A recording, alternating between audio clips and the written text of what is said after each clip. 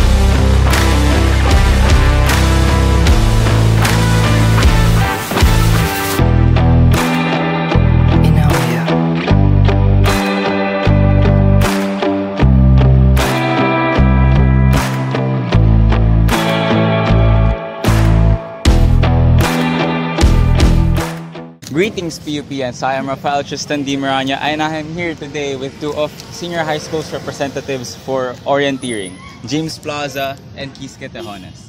So, and ano expectations nyo nung una pa lang? So, ayun, we got the news 12 hours ago na kami yung mag-represent for SHS in orienteering. So, of course, we jumped into the chance and expected namin na it would be fun. It would be a very, difficult challenge, of course. But overall satisfying. So, ayun yung in-expect namin. What about you? Okay, I expect naman na, ayun, very surprising nga kasi na-receive namin news from 12 hours ago, di ba? And ayun, syempre, mali kami para sa SHS. And ayun, nakamit namin ng silver medal. So, how was the experience? Challenging ba? Especially since ito ang first time na magkaroon ng orienteering sa ating University Intramurals. Ayun, challenging kasi, syempre ang orienteering, di ba, sa ano yun, sa hindi siya pang urban, 'di ba? Pang ano siya, bundok, ganun. Ang setting natin ngayon ay campus natin. Pero ayun, kabisado naman namin and okay naman. So, do you have any realizations or lessons na balak nyong gamitin para mag-improve pa sa future games? So dito sa orienteering, it was like very kailangan mo i-endure. Stamina mo talagang mapuput into the test. So, yung naisip ko na, okay, kaya namin nakamit yung second places because talagang, ginugol namin yung lakas namin. And yun, for future games, kailangan mo talaga i-put yourself 100% para dun sa para yun, makasucceed ka and such. So, yun yung realization ko. Okay. So, resilience, coordination, and mental strength. Yes. Okay. So, that's all. Thank you for your participation and again, this is Rafael Tristan Di Maranya from STEM 11. Thank you.